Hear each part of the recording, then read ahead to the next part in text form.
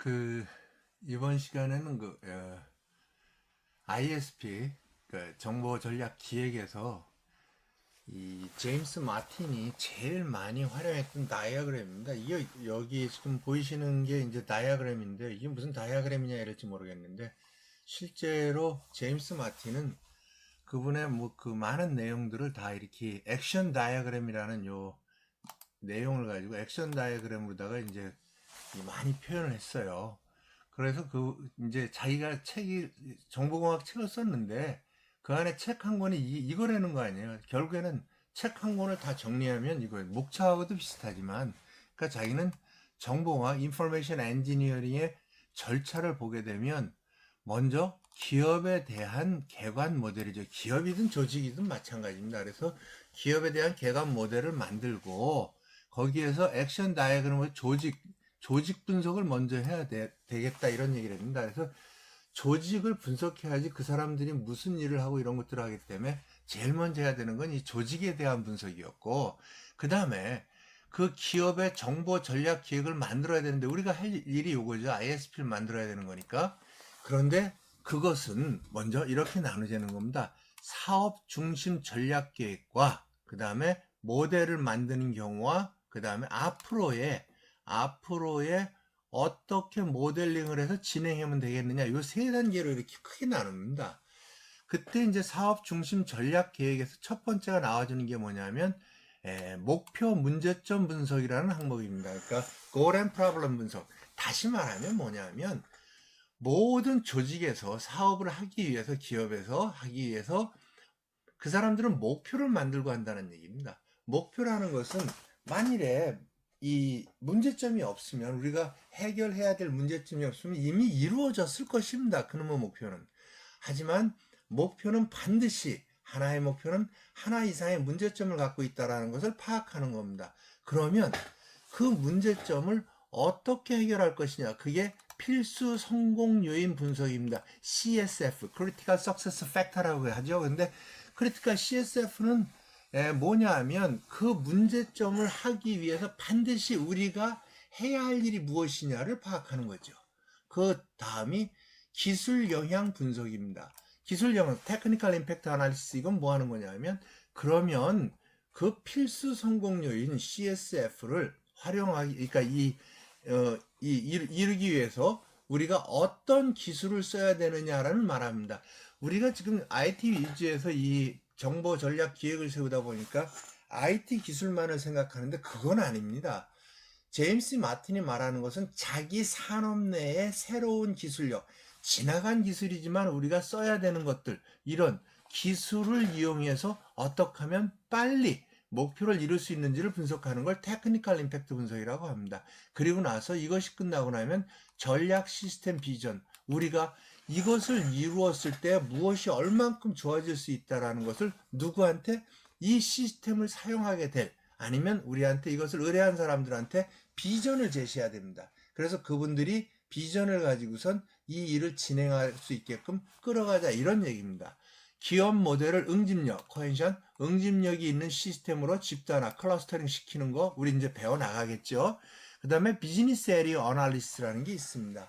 왜 그러냐면 어떤 회사에서, 조직에서 일을 해야 될 때 전체를 한꺼번에 다 풀어할 수가 없습니다. 생산 관리해야 되고, 영업 관리해야 되고, 인사 관리해야 되고, 회계 관리해야 된다면 어떤 걸 먼저 왜 해야 되는 것들을, 그러니까 이 앞에서 분석한 내용들을 가지고 클러스터링 시켜서 비즈니스 에리어 분석을 해서 어떠한 순서대로 해나가는 것이 좋겠는지를 우리가 파악해야 하는 것을 비즈니스 업무 영역, 그러니까 업무 영역 분석이라고 말합니다.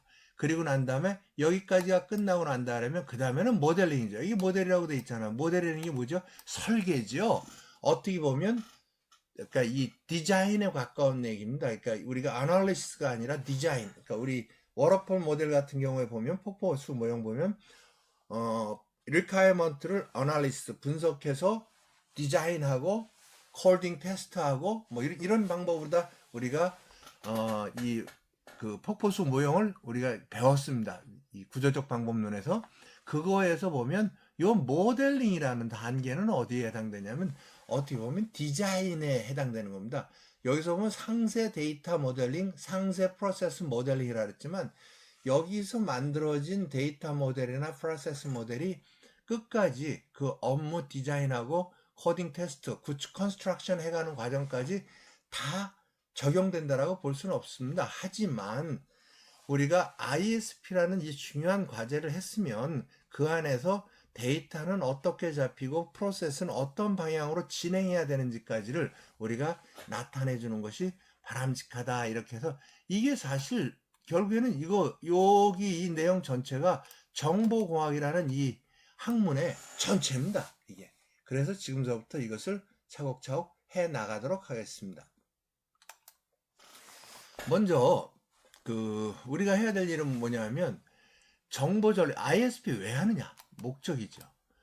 경영 전략에 기초한 정보 시스템 구축 전략을 확립한다. 즉 다시 말해서 여러분들이 하고자 하는 경영에 정보 기술을 접목해서 그것을 활용해서 보다 정확하고 신속하게 진행할 수 있도록 도와주겠다, 이런 얘기입니다. 두 번째, 효율적인 정보관리 조직의 체계를 확립하겠다. 즉 뭐냐면 정보관리 조직 체계 확립입니다. 정보를 관리하는데 사람들은 그런 얘기를 많이 해요. 야, 컴퓨터실에서 아니면 정보관리실에서 알아서 하는 거 아니냐? 그렇지 않습니다. 정보관리실이라는 것은 도구일 뿐이에요. 쓰는 것 뿐입니다. 결국에는 그 정보는 사용자들을 위해서 만드는 거기 때문에 사용자들이 어떻게 인볼브 돼가지고 포함돼가지고선 진행을 하는 것이 최적일 것이냐, 이런 것들의 체계를 확립해가는 과정을 우리는 그러니까 정보전략 기획 단계에서 확립을 해야 되겠다, 이런 얘기입니다. 그 다음에 업무 정보와 관련된 사용자 요구죠. 그러니까 이 유저 리콰이먼트 만족하는 사용자 중심의 개발 계획에 수립하고 어떤 일을 먼저 해야 되는 우선순위 도출을 위해서 우리는 ISP를 했다, 이런 얘기입니다. 그 다음에 시스템이 옛날처럼 그냥 단순히 이 단위 시스템들, 그러니까 아이솔레이션 된다 그러죠. 예를 들어서 시스템 하나 영업 만들고 생산 만들고 뭐 인사 만들고 회계 만들고 이렇게 만들어 가지고 얘네들을 연결해 가지고선 쓰면 되지 뭐 이런 식으로 다 이렇게 하는 게 아니라 이것을 전체적인 통합 관점에서 우리가 구축을 해서 어느 걸 먼저 하는 것이 좋은 건지 이런 우선순위를 정의해서 회사 전체 차원의 시스템을 구축해가는 과정을 나타낸다. 그렇게 되면 뭐가 좋아지냐면 어디 한 군데의 업무 영역에서 만들어진 데이터들이 반드시 전체 시스템에 공유돼 가지고 결국에는 합리적인 정보 시스템을 만들 수 있다. 이런 것을 우리는 ISP의 목적 중에 하나로 보고 있습니다. 다음에 새로운 정보 기술을 활용한 경쟁력을 갖춘 정보 기술 전략을 수립할 수 있다. 이 얘기도 참 중요한 얘기입니다. 제가 그 회사에 오래 다닌 고참 이 선배님들, 부장님들, 이사님들 이런 분들을 나쁘다라고 말하는 게 아닙니다. 그분들은 새로 오신 분들이나 우리보다 로우한 레벨에 있는 이런 이 엠플로이들에 비교해서는 기술적인 면에서 조금 많이 차이가 있습니다. 다시 말해서 새로운 정보 기술이 무엇이 도출됐는지를 만들어졌는지를 활용을 해가지고 그것을 최대한도로 활용한 정보 시스템을 만들어 가자라는 게 목적이다, 이렇게 말씀드릴 수 있습니다. 다음에 정보 전략 기획 수립의 관점은 뭐냐면 현재 기업의 위치, 나의 위치가 어떻게 되느냐. 다음에 기업이 필요로 현재와 미래 요구사항은 무엇이고 어떻게 반영할 것이다. 그렇게 됐을 때 이것을 하고 났을 때 기업이 변화하는 목표를 이룰 수 있는 변화하는 모습은 어떻게 제시될 수 있다는 거죠. 그리고 변화된 모습에 도달하는 방법, 즉 다시 말해서 경영의 방향, 우리가 어떠한 방향으로 다 매니징을 해나가야 되는지 이런 것들을 도출해가는 이러한 관점에서 정보 전략 기획을 수립해야 되겠다, 이런 말씀을 드리는 겁니다. 정보 전략 기획 수립 과정은 크게 세 가지 영역으로 나눕니다. 프로젝트를 수립한다 이거죠. 우리 회사가 정보 시스템을 하나 만들겠다라는 프로젝트가 만들어집니다. 그러면 제일 먼저 경영 전략 분석은 한번 만들어서 세 군데가 동일하게 사용합니다. 여기서 나온 경영 전략 분석의 결과를 먼저 예비 정보 구조 정의 쪽으로도 가고, 여기에서 현행 기술 환경 분석, 그러니까 테크니컬 임팩트 분석이죠. 그 다음에 IT, 정보 관리 조직과 관련된 영역으로도 간다는 얘기입니다. 이 세 군데로 가서 정보 구조를 만들고 현재 시스템을 평가하고, 그 다음에 그분들의 정보 요구사항을 파악해서 얼마나 더 반영해야 되고 고쳐야 되는지를 알아내고, 그 다음에 새로운 정보 구조를 만들어서 어떠한 시스템으로 가야 되는지 시스템 구조를 결정한다. 그래서 원 레인이 이쪽으로 이제 발전해 가죠. 그 다음에 기술 환경을 분석을 하죠. 이건 뭐 얼마 안 걸립니다. 안 걸리지만 여기에서 나온 시스템 구조 결정에서 나온 내용과 새로 분석된 기술 환경과 합해서 기술 구조를 정의합니다. 앞으로 우리 회사는 컴퓨터는 어떠한 이 클라우드 시스템으로 가야 되는 건지, 아니면 메인프레임급으로 가야 되는 건지, 아니면 그 PC 서버 정도면 되는지, 이런 것들을 우리가 파악을 해서 정보 기술 구조를 정의하고, 그 다음에 여기에서 만들어진 조직, 이 조직이 뭐라는 거예요? 아까 말했죠. IT 있는 사람만 아니라 그랬잖아요. 우리가 타스크포스 팀이라는 걸 만듭니다. 보통 회사에 가면. 근데 저는 그런 생각을 해요. 타스크포스 팀을 만든다고 정보시스템부에서 얘기를 합니다. 아이, 사장님, 우리 이번에 이러이러한 생산관리 시스템을 만들기 위해서 타스크포스 팀을 만들어야 되겠어요. 그리고 얘기를 하면요. 그럼 어떻게 만드는데? 그럼 일단 생산관리 시스템이니까 생산부에서 2명 정도 지원해 주시고요. 이 업무 잘하는 사람으로요. 그 다음에 이게 영업하고 밀접한 관계니까 영업에서 팀장급으로 1명만 지원해 주세요. 그리고 요청을 합니다. 사실 타스크포스 팀에서. 그 시스템이 완벽하게 잘 되기 위해서. 왜? 결국에는 그 시스템을 쓸 분들이니까 그분들이 프로세스 제일 많이 알고 어떤 정보가 필요한지도 제일 많이 알기 때문에 그런 요구를 합니다. 그러면 사장님이 부르죠. 생산관리부장하고 생산부장하고 영업부장님을 불러가지고 타스크포스 팀을 이렇게 만들어야 되겠대. 이 사람들한테 사람 저거 생산에선 2명, 영업에서는 1명 지원해줘. 그러면 예, 알겠습니다. 어쩔 수 없지, 사장이 시키니까. 그러니까 대답을 하고 갑니다. 그분들이. 근데 그분들이 가가지고 우리 시스템의 중요성을 생각해가지고선 그 업무를 제일 많이 알고 데이터를 제일 많이 하는 이런 이 좀 익스퍼트 된 사람들이 와서 우리 타스크포스 팀을 지원해주면 좋은데, 가면 그래요. 야, 얘들아, 그리고 이제 자기 직원들을 막 모아요. 그래놓고 난 다음에 뭐라 그러냐면, 야, 저기 정보 시스템부 애들이 또 무슨 뭐 일 하나 벌리나 본데 타스크포스 팀 만드는데, 야, 우리 부서에서 제일 안 바쁜 애가 누구야? 너가. 뭐 이런 식입니다. 그러다 보니까 타스크포스 팀 자체가 그 회사를 대표할 수 있는 이러한 타스크포스 팀을 만들어야 된다는 게 제가 ISP 컨설팅 갔을 때 가장 강조하는 부분 중에 하나입니다, 이게. 그러다 보니까 그러한 정보 조직을 우리가 구축하게 될 정보 조직 관리를 어떻게 해내야 될지를 이 부분에서 우리가 도출을 하죠. 그래서 다시 쉽게 말하면 타스크포스 팀은 진짜로 실력 있는 사람들로, 능력 있는 사람들로 구성을 하는 게 좋겠다라는 걸 좀 강조해서 말씀드렸다, 이렇게 생각하시면 될 것 같습니다. 그래서 여기서 나온 조직 구조와 기술 정의와 여기서 나왔던 거랑 합해가지고선 앞으로의 정보 조직 구조를 정의해야 됩니다. 누가 어떤 일을 담당해야 하고, 어떻게, 누가 언제까지 뭘 해야 되고, 이런 것들을 도출하죠. 그래 놓고 난 다음에 아까 왔던 기술 정의와 여기서 나온 조직 구조 정의와 합해서 전략 및 계획을 완성하게 되는 거죠. 여기가 우리가 완성하게 되는 ISP가 되는 거죠. 그리고 난 다음에 이것이 바로 후속 프로젝트를 진행하는 게 우리는 프로그램 구현이고 사업이 수행이 되겠습니다. 하나 볼까요? 프로젝트 후속 진행이 되는 게, 아까 보세요. 여기서 보게 되면 업무 영역에 관한 업무 영역 분석 실시했는데 상세 데이터 모델링, 상세 프로세스 모델링이라는 걸 했거든요. 이게 바로 뭐에 해당되냐면 후속 프로젝트 수행의 시작점이 된다는 얘기를 여러분들한테 말씀드리겠습니다. 그러면 ISP 수행 과정은 크게 4가지 단계로 나눕니다. 제가 앞에서도 설명한 바 있는데요.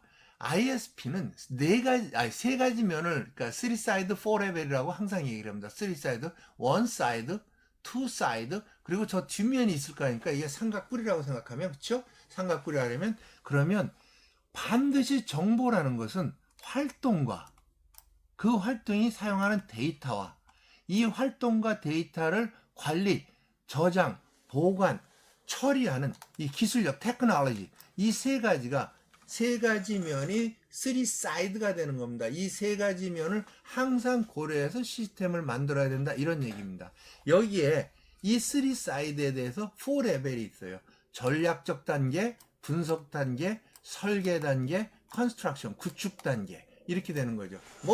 요 전략이라는 걸 빼게 되면 뭐가 되냐면, 우리가 여태까지 시스템 구축하기 위해서 분석, 설계, 구축 해가는 그 과정하고 똑같다라고 보시면 됩니다. 그 과정에 전략을 포함시켜서 그걸 활동과 데이터, 기술력, 테크놀로지 쪽을 포함시키는, 즉 다시 말하면 12개 면이 되는 거죠. 12개, 3, 4, 12, 12개 면이 되는 각각에 대해서 고려할 포인트들이 무엇인가를 생각해 보면서 진행해 가야 된다, 이런 얘기입니다. 그럼 전략 단계는 뭐가 있느냐면, 기술력이 기업에, 여기 이제 기술력에 관련되는 겁니다. 개선돼서 이용될 수 있는 방법의 전략적 개관을 여기서 도출해 주고, 그 다음에 분석 단계에서는 뭐냐면, 요거 이제 활동에 대한 거니까 이게 지금 막 혼동돼 있어요. 기업 운영에 필요한 프로세스들과 그 통합의 방법들에 대해서 분석 단계에서 해줘야 되고, 특정 프로세스들의 실행 절차에 대한 설계, 그러니까 단계 설계를 해야 되고, 세부 프로세스, 특정 프로세스, 하나의 커다란 프로세스는 그러니까 급여를 산정한다라는 프로세스가 있어요. 급여를 산정한다. 그럼 급여를 산정한다라는 건 뭐냐면, 기본급을 계산한다, 시간의 수당을 계산한다, 이렇게 또 그 밑에 세부 프로세스들로 나눠지니까, 프로세스들이 세부 프로그램 논리 또는 코드 생성기, 즉 프로그램 단계까지 가는 것을 이렇게 구축해가는 과정을 만들어야 된다. 여기도 보세요. 기업을 최대한 효율적으로 운영하는 데 필요한 전략적인 개관을 전략 단계에서 만들어내고, 그 다음에 데이터 관점에서 본다면 분석 단계에서는 좀 충분히, 완전하진 않지만 완전 컴플리트하고 충분한 프런트하고는 다르죠. 그렇죠? 충분하다라는 거는 이 정도면 됐어죠. 왜? 아무리 우리가 데이터 모델을 이 ISP 단계에서 잘 만든다 해도 실제 그 데이터베이스 구축 단계에 가면 논리 모델은 바뀌게 돼 있어요. 논리 모델이 바뀌면 물리 모델이 바뀔 것이고, 그렇다 하면 충분히 정교화된, 여기서는 뭘 만드는 거냐면 노멀라이즈 된, 왜? 노멀라이즈의 장점이 나중에 제 그 자료에 보면 데이터 모델링의 정교화 부분이 있습니다. 그 부분을 보시면 아주 자세하게 정교화가 뭔지가 나와 있으니까 그걸 보시면 될 것 같고, 논리적 데이터 모델을 요 정도 만들어가는 걸 분석 단계에서 해라는 얘기입니다. 데이터 관련 분석 단계에서. 특정 절차에 이용되는 개체를 설계한다. 여기 개체라는 게 뭐죠? 엔티티를 말하는 거죠. 개체, 데이터 저장하는 그 파일, 구조죠. 그거를 설계한다라는 얘기입니다. 그래서 우리가 데이터 모델링 하게 되면 대부분 분석 단계가 아니라 설계 단계에서 하는 것처럼 생각을 합니다. 그런데 어떻게 보면 논리 모델은 일종의 분석입니다. 왜? 사용자가 어떠한 정보를 필요로 하는지, 어떠한 데이터를 저장해야 되는지를 분석해내고 그것을 최적의 구조로 저장될 수 있게 하기 때문에 논리 모델이 중요하다, 이렇게 얘기를 하잖아요. 우리 데이터베이스에서. 그러니까 논리 모델이라는 것은 요 정도에 걸쳐 있구나, 이렇게 생각하면 될 것 같아요. 그 다음에 응용 프로그램을 이용하는 차원에서 데이터의 모습, 데이터를 어떻게 활용하느냐, 읽는 데 쓰느냐, 어디에서 수정하느냐, 이런 것들을 체계적으로 구축해가는 이러한 계획을 기획 수행 과정에 우리가 단위 업무들 해야 될 일들이다, 이렇게 이해하시면 될 것 같습니다. 다음에 ISP라는 걸 하게 되면 ISP니까 우리 회사에서 중요하지? 다 중요합니다. 다 중요해요. 다 중요하게 생각해요. 하지만 보는 관점이 달라요. 사장님이 보는 관점하고 우리가 이 일을 실제로 수행하는 이 엠플로이 관점하고는 다를 수밖에 없어요. 그러면 그 관점이라는 게 똑같다면 다 사장을 하든가 다 엠플로이 하면 되는 거지, 왜 직책을 나누겠어요? 왜 월급을 차이를 두겠어요? 하는 일이 다르거든요. 하는 일이. 그런데 결국에는 뭐라는 거예요? 그 모든 일들이 회사의 목표를 완벽하게 이루어내기 위해서 하는 건 똑같다는 얘기입니다. 그래서 ISP에서는 두 단계로 나눕니다. 상위 관리자라는 관점과 그러니까 하위 관리자가 있는데, 하위 관리자들은 이제 이걸 수행하는 사람들이니까 여기 표현 안 하는데, 상위 ISP 관점. 왜? 실제로 이 목표를 이루기 위해서 일하는 사람들과 이 목표를 이루기 위해서 지원해주는 서포트하는 ISP, 즉 다시 말해서 보면 IS 계획자의 관점이라는 건 뭐냐면 MIS입니다. 즉 다시 말해서 이쪽이 정보 시스템과 관련 사람들이고, 이건 실제로 일을 하는 사람들의 관점에서의 우리가 이 분류를 나눠냅니다. 그래서 이렇게 나눠 놓을게요. 아까도 말했지만 활동, 데이터, 기술력과 관점을 항상 같이 봐야 된다 그랬습니다. 앞에 말했던 제임스 마틴의 액션 다이어그램에서 말했던 위에서 네 가지 목표 문제점 분석, 그렇죠? CSF, Critical Success Factor Analysis, Technical Impact Analysis, 그 다음에 Strategic System Vision. 이거를 우리가 누가 관심 있냐면, 이거는 사실은 상위에 있는 상위 관리자들은 여기에 관심이 있어요. 실제로 이놈의 시스템이 여기에 대해서 계량 모델을 만들고 개체관계 모델링을 해서 시스템이 어떻게 구축되고, 이 관점에는 사실 상위 관리자들은 관심이 없어요. 잘 되기만 바랄 뿐이지 또 설명해줘도 몰라요. 그리고 어떤 기업체들은 가면 그거는 돈 줬으니까 정보 시스템부에서 알아서 하는 거죠. 이렇게까지 천대하는 경우도 있어요. 그러다 보니까 좋다, 니네 관심 없는 이런 쪽에는 내가 알아서 잘할 테니까, 이거는 우리가 잘할 테니까 너한테는 ISP 결과로다 뭘 주겠다? 목표가 뭐고 문제점이 뭔지를 분석해주고, 그 다음에 어떤 일을 해야 되는지, 그리고 어떤 기술을 써야 되는지, 그렇다 하면 이런 일을 다 해고 났을 때 너한테는 어떠한 비전이 생기는지를 제공해주는 요 영역을 너한테 주겠다. 왜? 상위 관리자들은 이쪽에 관심이 있으니까 그런 얘기입니다. 그래서 보게 되면 이쪽과 이쪽을 merge해서 같이 고려해서 컨시더레이션 시켜서 나와주는 게 뭐냐면, 기업 모델을 만드는데 뭐가 만들어져야 돼요? 프로세스 모델, 데이터 모델, 시스템 설계 모델이 나와줘야 된다. 시스템 계획을 하고 분석 설계해서 나중에는 코드 만들고 데이터베이스 만들고 메인터넌스까지 해가는 요 부분은 누가 하는 거예요? 우리가 하는 거죠. 이 정보 시스템 담당자들이. 그러다 보니까 이쪽과 이쪽의 의견을 모두 반영해서 완벽한 기업 모델을 만들어 가기 위해서 우리는 ISP를 하는 거다. 그런데 관점들이 이렇게 있다라는 걸 설명하고 있습니다. 다음번에 그래서 이제 그 6가지 우리 제임스 마틴이 말하는 6단계에 대해서 한번 말씀드리겠습니다. 이 단계를 계속 얘기 나가는 거예요. 이 ISP 끝날 때까지 나오는 거예요. 1번이 뭐예요? 1번이 목표 문제점 분석입니다. Goal and Problem Analysis.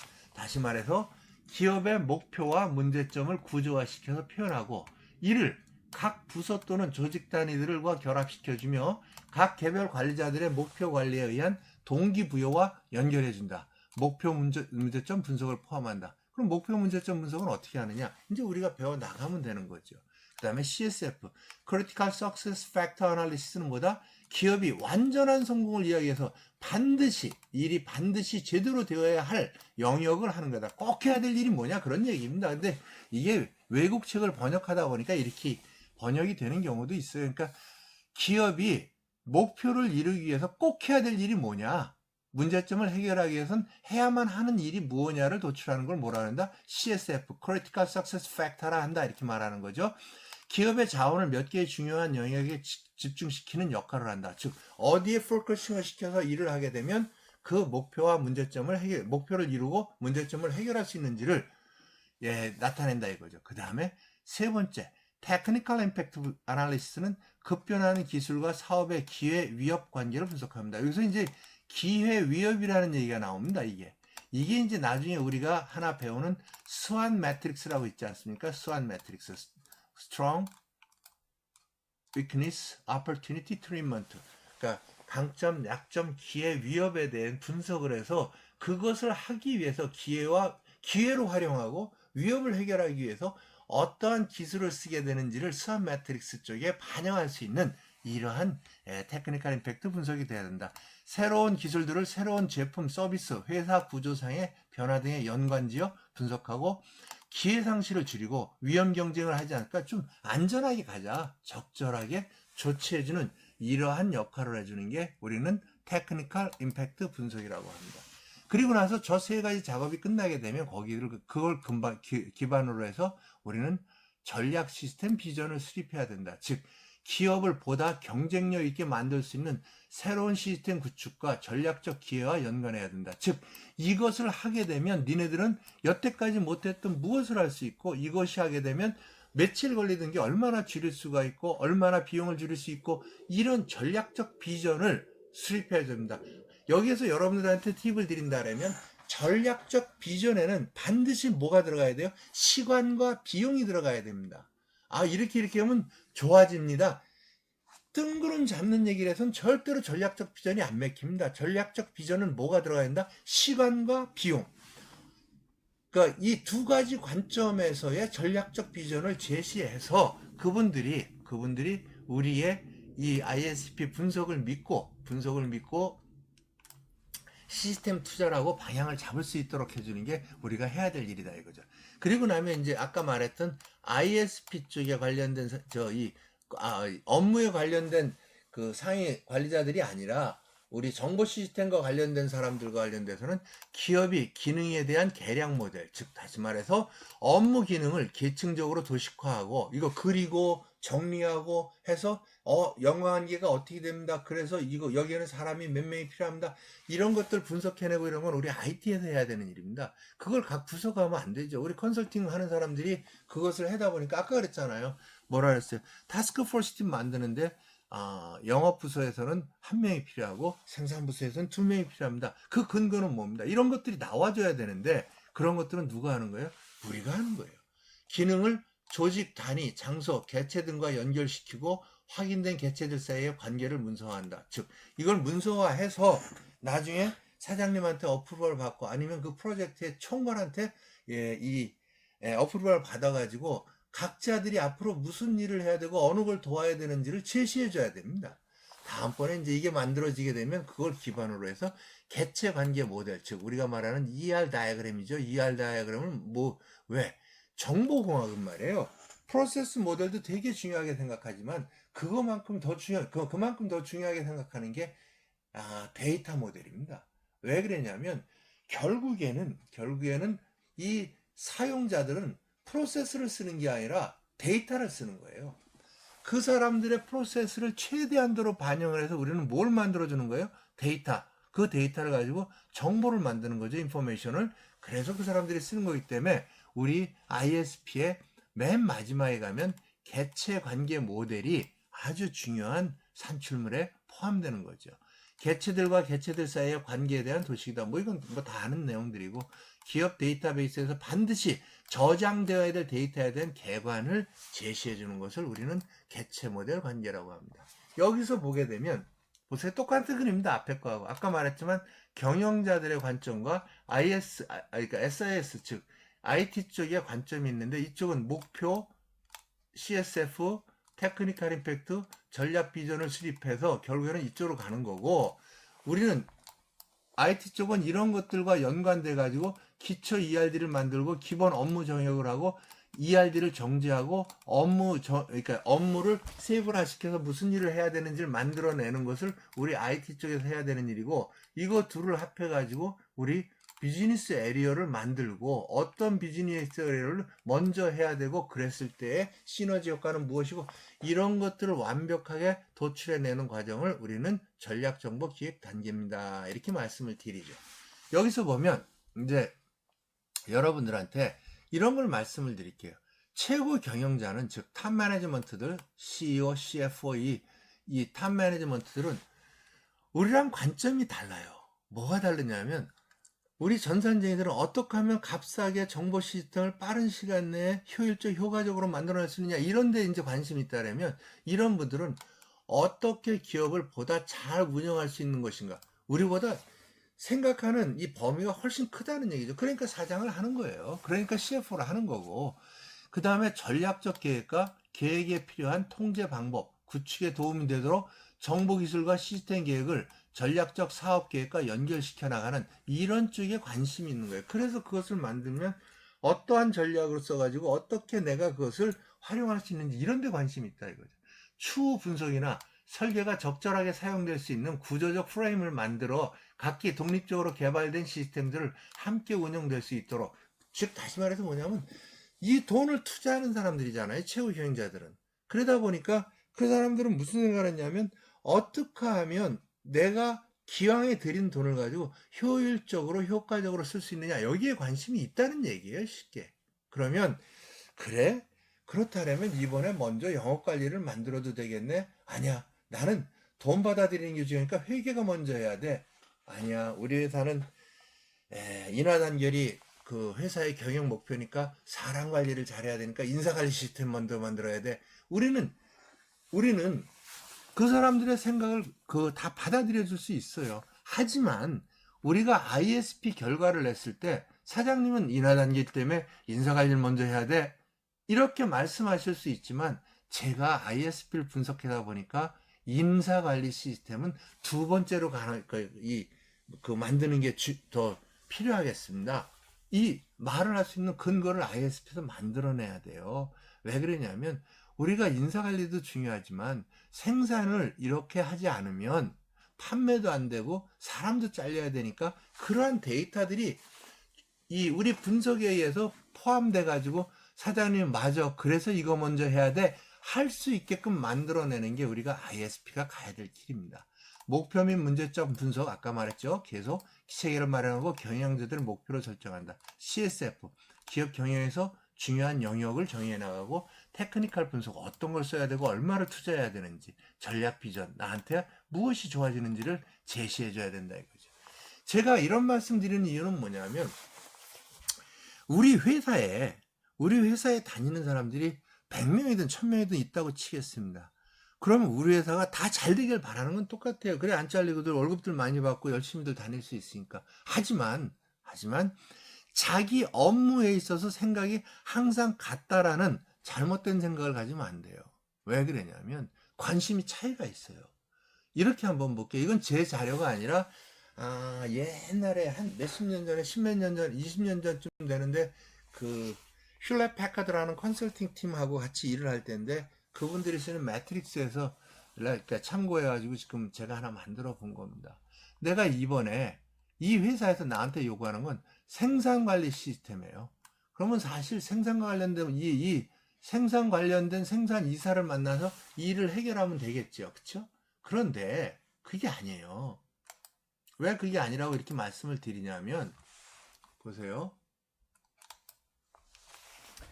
생산 이사를 만나서 생산관리 시스템을 잘 만들면 그건 그 회사의 생산 시스템이지 그 회사의 시스템이 아니다 이런 말씀을 드릴게요. 보세요.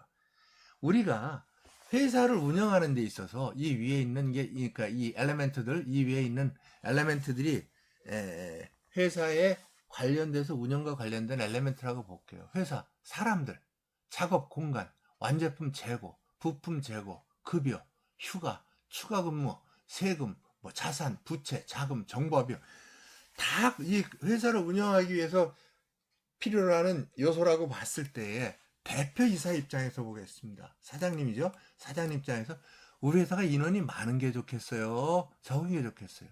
적은 게 좋아요. 그렇죠? 적은 인원으로 많은 일을 하는 게 좋죠.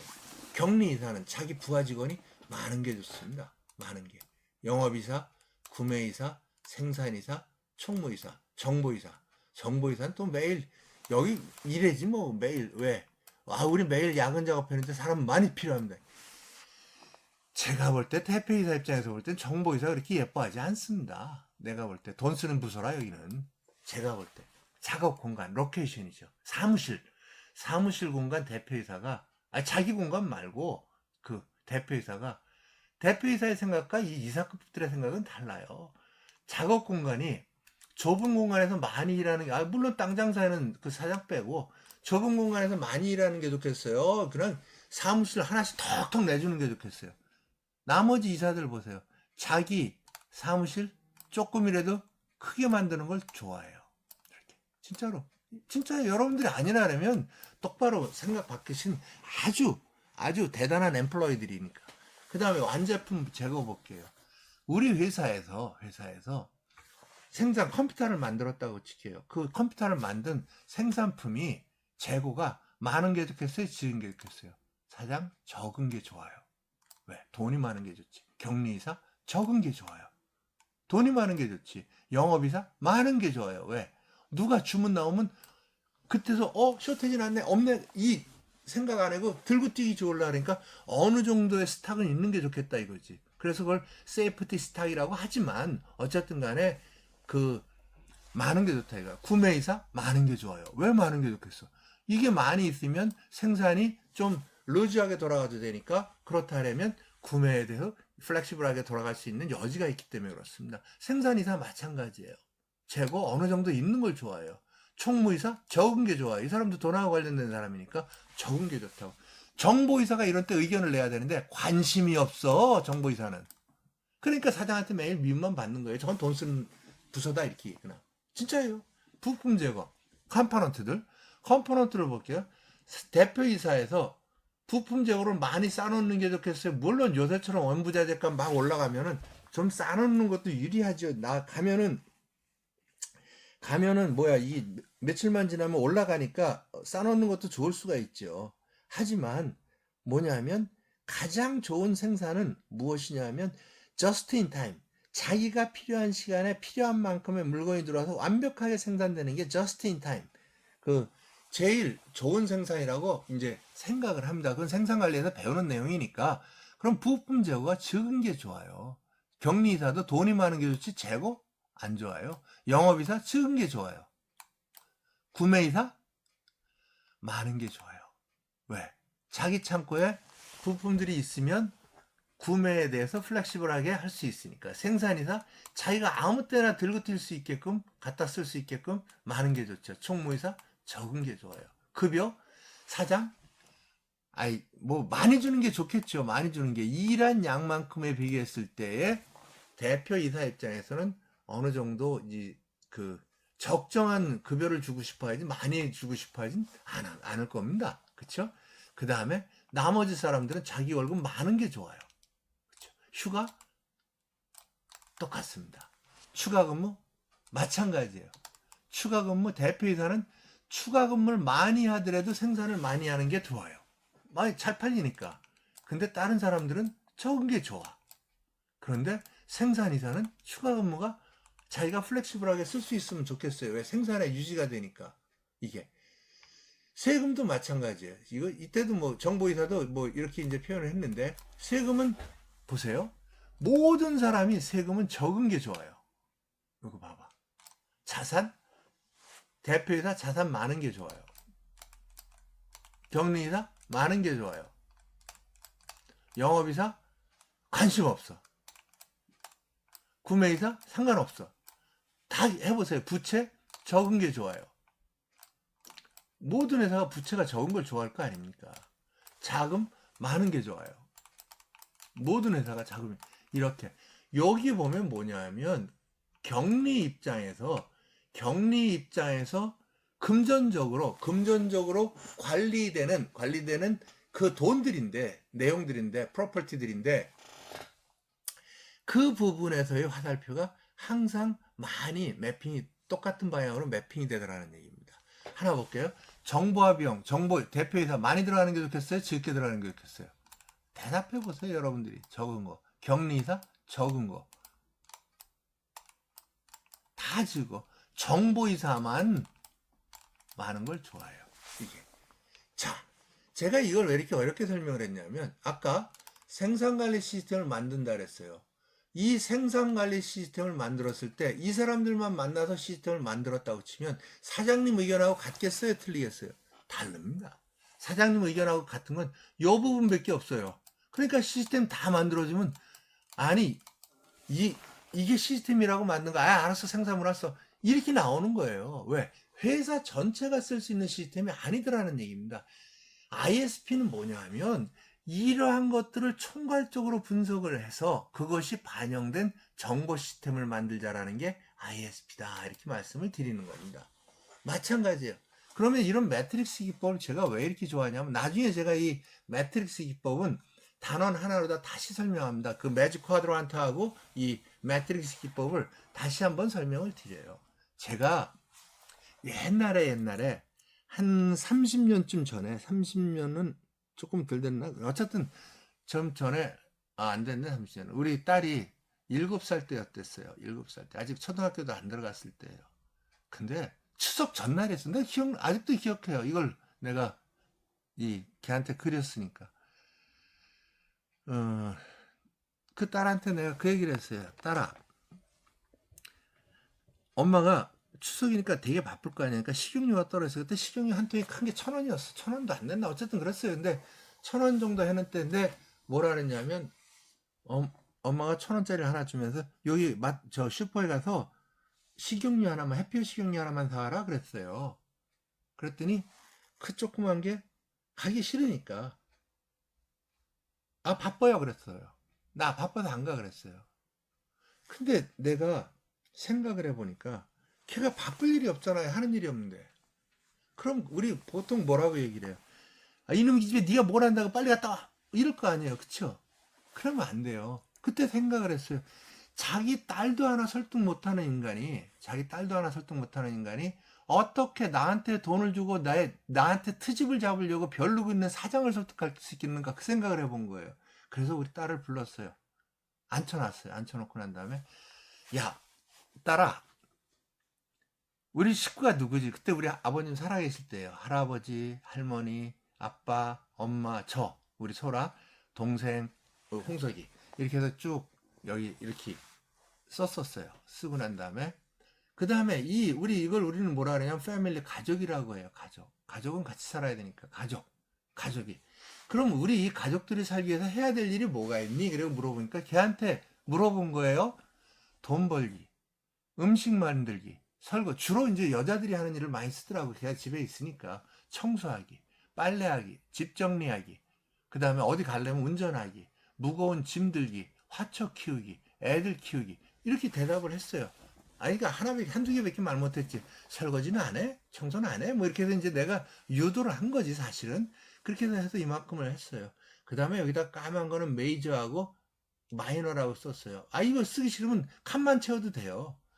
돈 벌기 누가 하지? 할아버지하고 아빠가 주로 하지. 음식은 누가 만들어? 할머니하고 엄마가 주로 만들지. 설거지 누가 하지? 할머니하고 엄마가 하고 아빠도 가끔 해주지. 청소는 누가 하지? 할머니하고 엄마하고 청소하기 누가 하고? 할아버지하고 아빠가 가끔 도와주고. 빨래 누가 하지? 집 정리 누가 하지? 다 썼어요.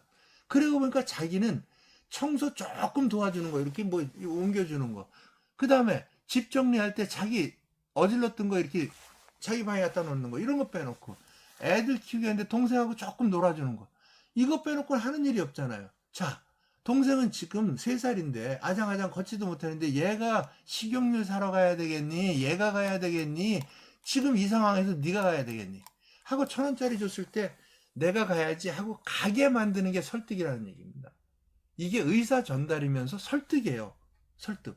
이런 것들을 이용하기 위해서는 뭐다? 이런 이 매트릭스라든가 이런 기법들을 이용해서 여러분들이 잘 활용을 한다면 아무 소리 못하고 이 말을 듣게끔 만드는, 이게 누가 봐도 이게 답이 맞잖아요. 내가 어거지 부린 것도 없고 답은 지가 만들었고 보니까 겨우 너 그럼 하는 게 뭐야? 그러니까 이것도 내가 너는 청소하기도 안 하잖아. 빼고 싶어요. 그럼 싸움이 되거든. 하긴 조금 하지, 그치? 매일 하는데 청소기 엄마가 돌리고 너는 그거 걸레 하나 빨아주고 이러는 거 하는 거지. 뭐 이런 식으로 설득을 해갖고 요줄에 한두 개 채워줄 수 있게끔 해서 이게 내 의견을 따라오도록 만들어가는 거, 이런 걸 뭐라 하냐면 설득이라고 합니다. 이런 거에 써먹을 때 좋은 게 뭐냐면 이러한 매트릭스라든가 이러한 매트릭스를 이용하게 되면 사람들을 설득하기가 좋아요. 그러면 ISP는 뭐냐면 여기에 들어와야 될 퍼스펙티브, 호라이즌탈, 이쪽에 와야 될 이 엘리멘트들을, 인디케이터들을 어떻게 하면은 정확하게 뽑아낼 수 있고 그것들을 적용을 해서 방향을 제시할 것이냐, 이것을 말하는 게 ISP다, 이렇게 말씀드리기 위해서 이 자료를 설명드리는 겁니다. 자, 그 다음에 이제 이것을 정리하는 게 제가 제일 많이 써먹는 게 매직 쿼드란트입니다. 이거는 제가 단원 하나로 다시 설명한다 그랬으니까 그때 설명드릴게요. 사람들한테 이렇게 얘기를 해요, 제가. 자, 이 세상에 인간관계를 하는데 인간관계에서 필요한 게, 인간관계를 갖기 위해서 한 게 뭐예요? 그 인간이 나한테 필요한 인간이냐, 중요한 인간이냐가 판단 기준이 된다 이거지. 필요한 인간이. 필요도 없고 중요하지도 않으면 안 만나요. 그럼 한번 생각을 해보자 이거. 회사 동료 여기가 1, 2, 3, 4 상한이라 했을 때 회사 동료 어디 들어가겠느냐 이거. 일상한, 이상한, 이건 다시 말하면 뭐냐면 필요도 하고 중요도 하다 이런 얘기죠. 그럼 뭐예요? 필요는 하지만 중요도는 좀 떨어진다라는 얘기죠. 이건 뭐예요? 필요성은 떨어지지만 중요한 사람이다. 이게 그쵸? 그 다음에 이거는 뭐야? 필요도 떨어지고 중요성도 떨어지는 사람이다. 이렇게 이제 이 구분하는 거예요. 예를 들어서 학교 동창을 볼게요. 학교 동창. 학교 동창 필요해요? 그래, 필요성은 조금 떨어지지만 그럼 이쪽이 오겠네? 중요성도 떨어지네? 그럼 학교 동창은 어디 들어가는 거야? 여기 들어가야 된다는 거지. 어디에 포커싱을 할 것이냐를 나타내는데 이게 이제 가트너 그룹에서 제일 많이 썼던 이 분석 방법 중에 하나인데 되게 좋아요. 학교 동창하고 친구는 달라요. 친구는 필요해요? 중요해요? 대부분 있잖아요. 젊은 애들은 친구를 하면 여기다 집어넣어요. 친구. 필요도 하고 중요도 하니까. 이렇게 생각을 해요. 예? 하나 또 예를 들어 볼게. 여러분들도 내가 나중에 이거 설명하기 전에 한번 칸을 채워보세요. 애인이 있어요. 애인이 두 개가 있어요. 옛날 애인하고 현재 애인이 있어요. 옛날 애인 어디 들어가? 보나마나 여기지 뭐. 현재 애인은 필요하고 중요하지 여기 들어가지. 그래 안 그래? 그렇게 생각할 거 아니야. 그런데 여기는 대체 불가라고 쓰고 대체가 불가능한 거예요. 여기는 대체가 가능한 거예요. 어쨌든 바꿀 수가 있다라고 칠게요. 교회 다니는 사람들 우리 이 성당 다니는 교우들 이렇게 보면은 신부님 볼게요. 신부님이 어디 들어갈 것 같아? 신앙심 좋으니까 여기 들어간다고 봐요. 필요하고 중요하다고. 그렇죠? 신부님 바꿀 수 있어요, 없어요? 신부님 이사를 가도 바뀌는 거 아니에요? 그럼 어디로 가는 거야? 당장 신부님 일리 떨어집니다. 왜? 여기는 대체 불가능이고 대체 가능이죠. 친구가 대체 가능해요, 불가능해요? 예? 대체 가능한 친구는 여기에 올 것이고 대체 불가능한 친구는 여기에 올 것이고 대체 가능한 친구는 여기에 올 겁니다. 그렇죠?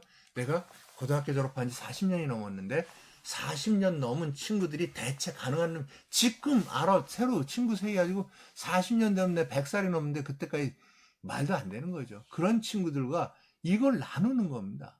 한번 보세요. 그럼 신부님은 그렇게 했다고 칠게요. 현재 A는 내가 여기다 집어넣는다 그랬잖아요. 현재 A는 대체 가능해요? 바꾸려는 게 아니에요. 여러분들과 대체 가능해요? 가능하지 않아요? 대체 가능 안 해요? 가능하잖아. 그럼 애인도 여기로 들어가는 거야. 마누라 되기 전까지는 여기로 가는 거예요. 마누라? 뭐 이혼하면 그건 아니에요. 가족 보세요. 가족.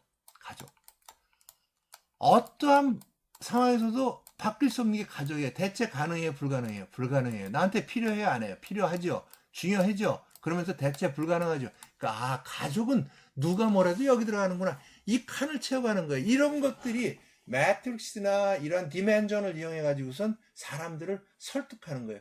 저기에 들어가는 엘리멘트와 인디케이터들은 어떻게 해야 된다는 거야? 우리가 ISP 분석을 통해서 도출해 갖고 적절하게 합리적으로 배치를 했을 때 사람들이 무엇이 중요한지를 알아볼 수 있게끔 만들어주는 매트릭스가 매직 쿼드란트라는 이 4디멘셔널 매트릭스가 있는데 이것들을 볼게요. 선생님도 마찬가지야. 선생님. 제가 이런 말씀 드릴게요. 학원 선생님 보러 학원 선생이라 그러지 학원 스승이라고는 안 그래요. 그쵸? 은사님이라는 얘기는 안 해. 왜? 학원은 금방 바꿀 수 있으니까 선생님이에요. 그럼 어디 들어간다는 거야? 학원 선생은 절대로 이 줄에는 못 들어온다는 거죠. 이 안에 들어온다는 거지. 무슨 얘기인지 알겠죠? 스승님은 어디라는 거예요? 스승은 바꿀 수가 없는 거잖아요. 자기 인생에 지침을 줬는데 틀림없이 이쪽에 들어오는 거예요. 중요성 면에서는. 그러니까 대체 불가잖아. 그러니까 스승은 여기 들어갈 수가 있다고. 선생은 여기 아니면 여기밖에 못 들어간다는 걸 여러분들이 알 수 있다는 거예요. 그 판단을 내가 하는 게 아니라 뭐라는 거야? 이걸 배치를 하고 그 사람들이 느끼게 만들어주는 거. 이것이 ISP다. 이렇게 말씀드릴게요. 마찬가지예요. 이런 것도 몇 페이지 더 있는데 제가 약속했잖아요. 다음에 이 매직 쿼드란트하고 4디멘셔널 매직 쿼드란트하고 매트릭스 분석 기법 이거는 1시간 정도로 해서 다시 설명을 드릴 거예요. 제가 이거 실제 상황입니다. 실제 상황이었는데 제 조카가 고등학교 동성고등학교 나왔어요. 동성고등학교 나왔는데 이놈의 새끼가 고등학교 2학년 때 나한테 와서 이모부 그래서 왜 그랬더니 그래도 지 이모부가 대학교 교수라고 물어보는 거예요. 애들이 나를 자꾸 미워해요. 나랑은 안 놀으려고 그러고 뭐 어쩌고저쩌고 이런 핑계를 대요. 그걸 쉽게 말하면 우리는 뭐라 그래? 고립됐다고 말 안 해. 왕따 당한다라는 거지. 왕따 당한. 그래서 내가 물어봤어요. 걔를 앉혀놓고 이걸 그렸어요. 저는 이런 걸 잘해요. 우리 가족들하고도 아니면 어떤 손님들을 만나서라도 학생들을 만나서라도 이런 얘기를 잘해요. 그럼 왕따가 되는 조건이 뭘까? 이렇게 생각을 했어요. 이걸 자기가 만들어내게 해야 돼요. 요거를 가로 세로를 자기가 만들게 해야 돼. 그치, 그게 잘난 척하고 있는 척하면 그래, 지가 다 알아. 잘난 척, 아는 척, 있는 척, 잘 사는 척. 요걸 쓴 거예요, 2개. 그래 놓고 이렇게 칸을 그렸어요. 니네 몇 명이니? 38명인가? 뭐 그때 그랬어요. 37명인가? 뭐 우리 때는 60명, 70명이었는데 요새 애들은 몇 명 안 다니더라고. 그러다 보니까 이거 한 거예요. 그러면 걔 이름 다 아니? 그러니까 아유, 우리 반 애들 다 알지. 그래서 써봐라. 그랬더니 홍길동이가 잘난 척 많이 하니? 그러니까 한대. 그래. 그럼 홍길동이는 여기 들어가겠네. 둘 중에 하나에. 근데 걔가 있는 척은 했니 안 했니? 안 했는데. 그럼 홍길동은 여기 들어가는 거야. 그치? 좋아. 다음에 허균은 어디 들어가니? 여기 들어간대. 자기가 대답하는 거야. 비호야. 걔 이름이 비호야. 성당 이름? 비호야. 너는 그러면 어디 들어가니? 그러니까 여기쯤 쓰더라고. 여기쯤 지가 양심이 있는지. 그래서 쓸데없는 소리 말고 이 새끼야 너는 여기야. 그랬어. 내가. 왜? 잘난 척하니까. 그럼 너보다 더 잘난 척하고 더 있는 척하는 놈 있니? 그러니까 이 아무개가 있대요. 여기다 썼어. 얘네 둘이 여기 들어갔어. 니네 둘 학교에서 왕따지. 그렇다는 거예요. 이걸 보더니 얘가 내가 어떻게 해서든지 이 밑으로 내려가든지 이쪽으로 가야 된다는 거예요. 이쪽으로 가면 제일 좋고 왕따 안 되는 거고 이게. 그러려면 어떻게 돼요? 있는 척을 안 하든가 잘난 척을 안 하면 돼요. 그래서 뭐라 그랬어요? 아는 척. 얘가 미움받는 것 중에 하나가 뭐예요? 잘난 척. 왜? 전교에서 한 3등 5등 하니까 똑똑하지요. 그러니까 이놈이 누가 물어봐. 그것도 몰라. 그리고 그냥 가는 거예요. 그냥. 그것도 몰라. 이래 가는 거야. 그걸 가르쳐주고 갔으면은 걔를 여기다 이 그룹에다 넣겠냐는 얘기입니다. 아니죠. 최소한 이 그룹이나 이 그룹으로 갔겠죠. 이건 아니니까. 그쵸? 그러면 생각을 해보세요. 그 뒤에 내가 뭐라 했어? 네가 수학 공식 하나 더 한다고 여기에 군림하고 있으니까 안 되는 거 아니냐. 그럴 바에는 네가 아는 걸 가르쳐서 어떻게든지 걔네들하고 갈 수 있는 방법은 그 다음에 돈 조금 있는 거 가지고선 뭐 먹으면서 야 너 이런 거 안 먹어봤어? 이런 거 이따위 소리 하지 말고 자꾸 이쪽으로 내려가라 그러는 거예요. 내려가라. 그러고 난 다음에 3학년이 될 때가 됐어요. 그랬더니 이놈이 와서 그래요. 이모부 이제 나 왕따 아니에요. 나랑 노는 애들도 7명이나 생겼어요. 대답을 하더라고요. 진짜입니다. 이게 설득이에요. 설득. 제가 이까짓 그래 잘났어 너 그랬지 모르지만 한번 보세요. 여러분들 스마트폰 있죠? 스마트폰에 보면 화면에 보면 막 널브러지게 이 앱도 깔려 있잖아. 앱 찾느라고 골치 아프지? 그럼 보세요. 자주 보는 거. 그 다음에 여기는 뭐라는 거야? 중요한 거. 그쵸? 하는 거예요. 자주 보면서 중요한 건 여기. 자주는 보지만 중요도가 떨어지는 건 여기. 그 다음에 자주 보지도 않고 중요하지도 않는 것들은 아예 거의 없어야 될 앱이겠지만 그거는 여기. 자주는 안 보지만 중요는 하지만 자주 안 보는 건 여기. 놓는 거예요. 그러면 나중에 가서 자기가 나중에 화면 돌릴 때 화면 4개만 이렇게 만들어 놓으면 하나 둘 셋만 집어넣으면 그 안에 내 거 어디쯤 있는지 다 알아요. 몰라요. 그거를 매일 내 거 어딨나 이 스마트폰 보고 찾는다. 예를 들면 이건 하나의 예일 뿐이에요. 스마트폰의 화면 하나도 이렇게 여러분들이 관리할 때도 이러한 분석에 의해서 관리한다면 훨씬 좋아지지 않겠느냐. 시간 관계상 이것에 대해서는 제가 다음번에 꼭 설명드릴게요. 마찬가지야. 제품, 상품, 프로젝트, 분류, 국가의 존속 이유 이런 것들도 이 매직 쿼드란트 갖고 쓰는 예제이기 때문에 다음 시간에 1시간에 걸쳐서 다시 설명드리겠습니다. 자, 그래서 여기까지 왔어요. 기업의 구조에 대한 rethinking. rethinking. 결국에는 ISP를 하고 나면 재고를 할 수 있다. 가장 효과적인 의사결정이 어디서 만들어지는지, 어떻게 해야 되는지 이런 것들을 정확하게 알아야 된다. 그리고 난 다음에 두 번째는 뭐냐면 꼭 해내는 건 아니지만 내부의 사람들을 내부 사람 전체로 다 일을 하기보다는 외부 컨설턴트들을 한두 명을 이용하는 게 진행도 빠르고 여러분들이 즉 프로젝트화를 시키는 게 좋겠다 이런 얘기입니다. 왜 그러냐면 기업 내부에 있는 사람들은 이미 벌써 비아스, 편견을 갖고 있어요. 뭐냐면 우리 사장은 안 돼 이런 생각을 갖고 있고 내가 말하면 뭐해. 자기가 제일 똑똑해. 사실은 사장이 제일 똑똑한데 그런데 내가 말해봐야 우리 사장 말도 안 들어. 이런 것들 때문에 그러니까 편견 이게 그 사람들에 대해서 제거하고 조직 문제점을 명확하게 팔 수 있는 경험이 있는 인력을 활용하는 게 ISP에서는 아주 중요한 팩터 중에 하나다 이런 얘기죠. 대안을 제시할 수 있는 능력을 갖추고 있다. 왜? 그 사람은 유사한 것들을 많이 봤기 때문에 그런 것이 유리해질 수 있다 이렇게 말씀을 드리는 겁니다.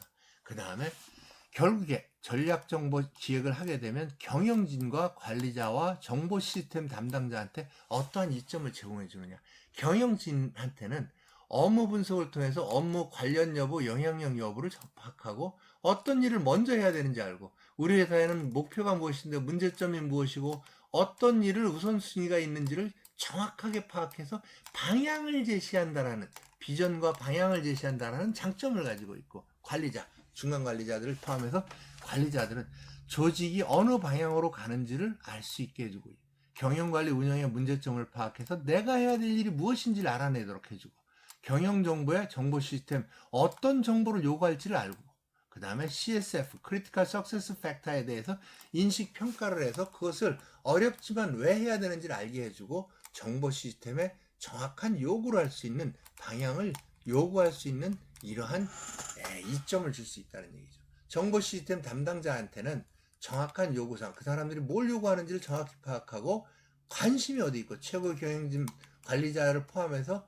관심 및 지원을 확립하기 위해서 이게 우리가 필요로 하고 업무 이해 및 우선순위를 파악하는데 우리가 어떤 일을 먼저 해야 되겠구나를 파악하는데 도움을 주기 위해서 우리는 이 정보 전략 기획을 수행한다 이렇게 말씀을 드리겠습니다.